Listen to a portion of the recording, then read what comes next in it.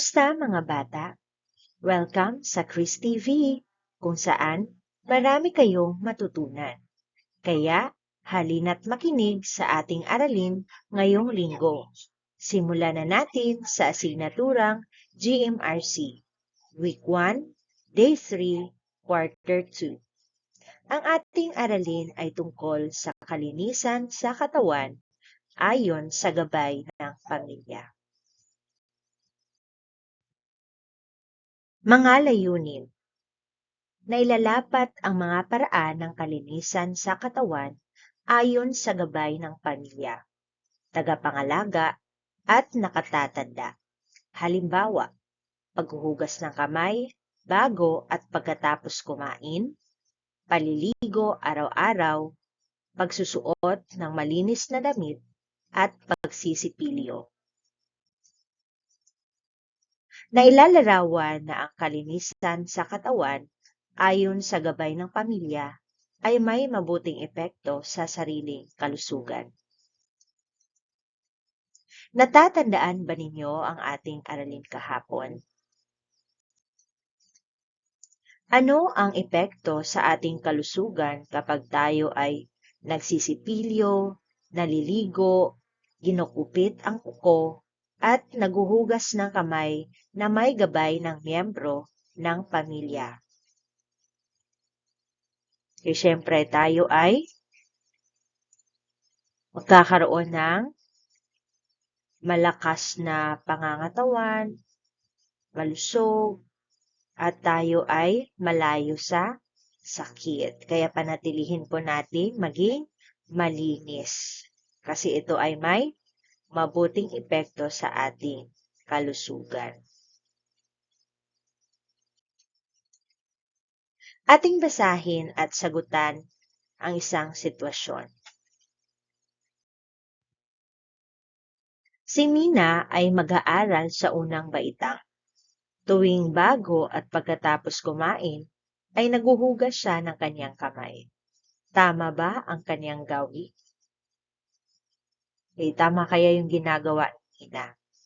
Opo, ito ay tama. So bago kumain o kaya pagkatapos, kailangan pong maghugas ng kamay. Sa araw na ito, inaasahang mailalapat ang mga paraan ng kalinisan sa katawan ayon sa gabay ng pamilya, tagapangalaga at nakatatanda.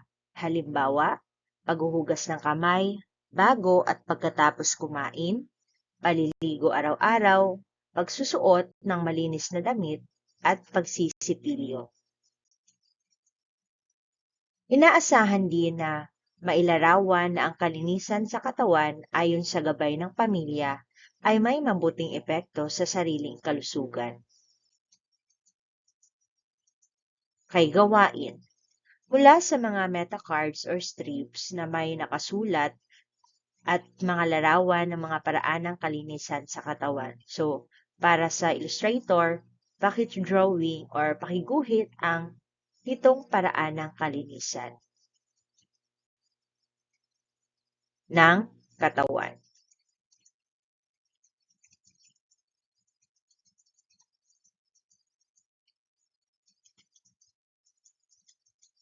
Okay, so ito po yun.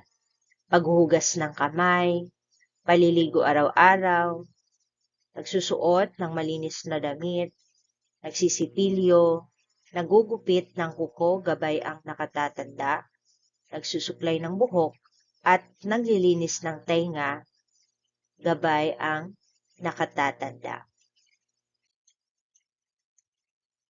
So tayo ngayon ay maglalaro.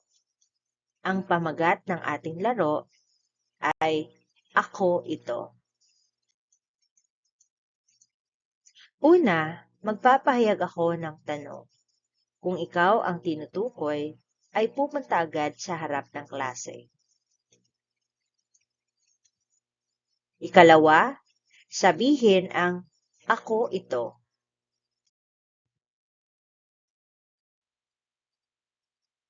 Sino-sino ang naliligo sa umaga? Sino-sino ang nagpapalit ng damit araw-araw?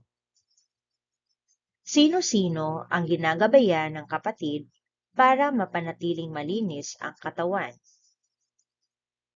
Sino-sino ang nagsusuklay pagkatapos maligo?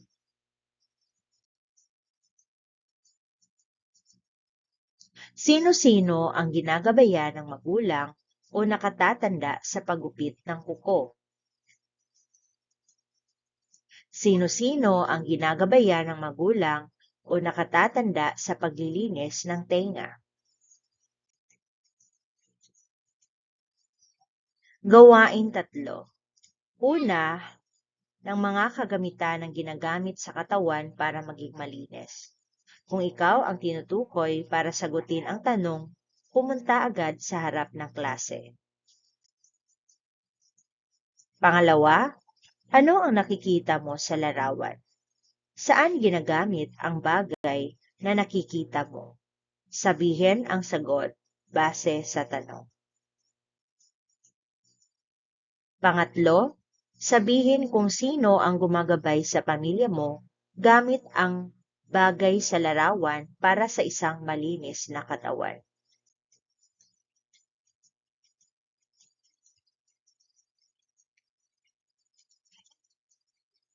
Ayan, so dito, ano ang nakikita mo sa larawan? Okay, ito ay isang nail cutter. Saan ginagamit ang bagay na nakikita mo? So ito ay ginagamit natin sa paggupit ng ating kuko.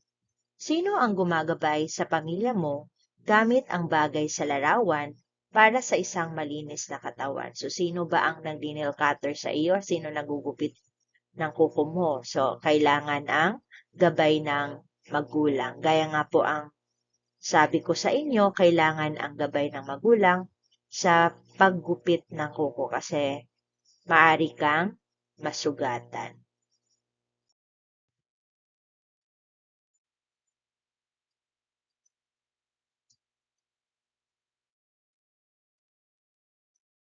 Okay, so dito naman, ano ang nakikita mo sa larawan? Okay, ito ay isang sabon. Saan natin ginagamit ang bagay na ito? Kaya ginagamit natin ito sa katawan natin sa pagsasabon ng ating katawan o kaya sa ating kamay. So, sino ang gumagabay sa pamilya mo gamit ang sabon or ang bagay na nasa larawan? Si nanay ba, si tatay, o kaya mo bang ikaw lang ang nagsasabon sa katawan?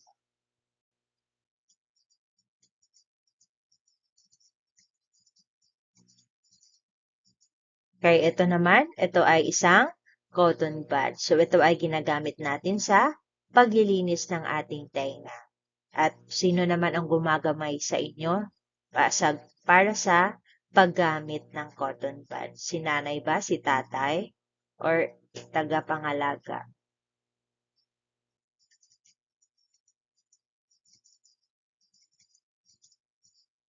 Okay, next naman po ito ay isang toothbrush at toothpaste. So, saan naman natin ginagamit ito? Okay, ito ay ginagamit natin sa pagsisipilyo ng ating ngipin. Okay, sino naman ang gumagabay sa inyo? Si nanay ba, si tatay, or kayo lang? Alam niyo na po ba magsipilyo ng mga ngipin ninyo?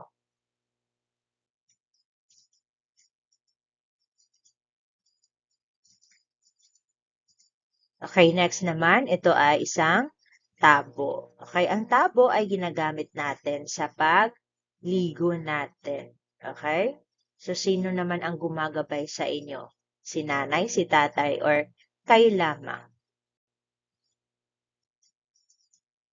Gawain 4. Ako ay magbabasa ng sitwasyon.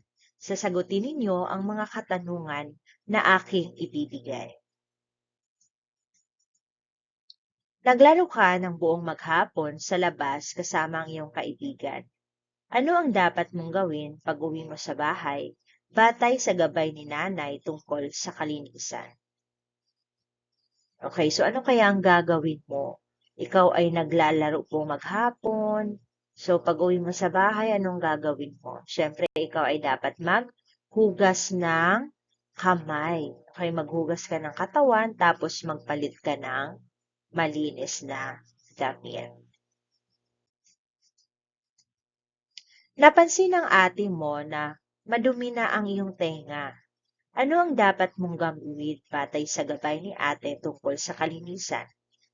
Okay, so ikaw ay magpapatulong para sa paglinis ng iyong tenga. Maghapon ka sa paaralan, basa ng pawis ang iyong damit. Pagdating mo sa bahay, ano ang dapat mong gawin? Okay, ano kaya ang dapat gawin? Siyempre po, kailangan mong magbihis ng malinis na damit. Gawain 5. Ilarawan ang isang halimbawa ng mga epekto ng pagiging malinis sa katawan para sa sariling kalusugan ayon sa gabay ng pamilya. Ang mabuting epekto ng malinis na katawan ay ano ang naramdaman o damdamin mo habang ginagawa ang ating aralin? Kayo ba ay masaya or kayo ba ay malungkot? Bakit? Ano-ano ang natutuhan mo sa ating gawain? Okay, syempre natutuhan natin ang pagiging or mga paraan para maging malinis ang ating katawan. Bakit mahalagang alam natin ang mga epekto ng kalinisan sa katawan? So bakit nga ba? Ito ba ay may maidulot na kabutihan sa ating kalusugan, sa ating pangangatawan?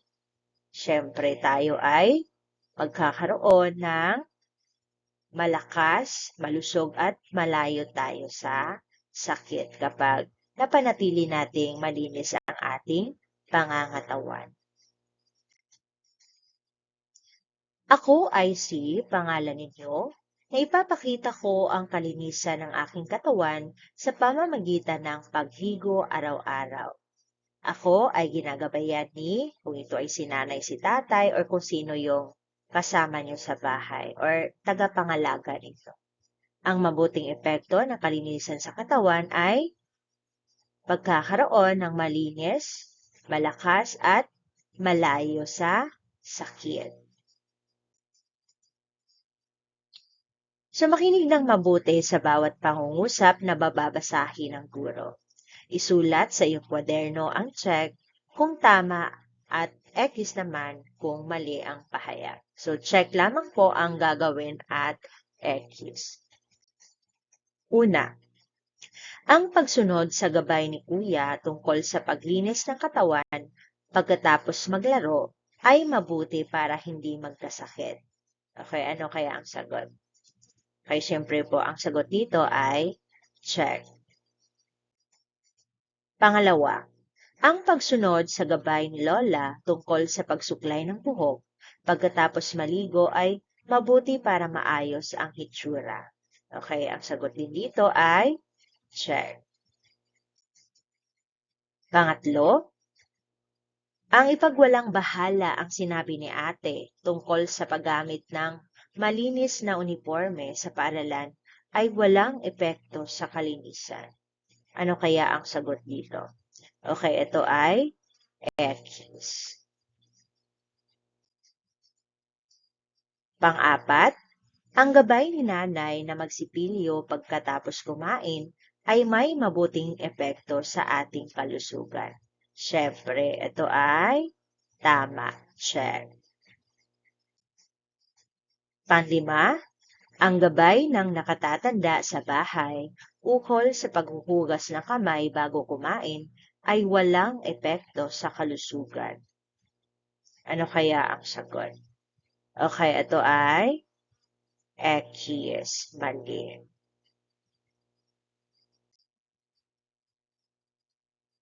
Maraming salamat sa panunood. Kung nagustuhan nyo ang video na to, huwag kalimutang mag-like, mag-comment, at mag-subscribe. I-click na rin ang notification bell para lagi kayong updated sa mga bago nating uploads. Kita-kits sa susunod na video.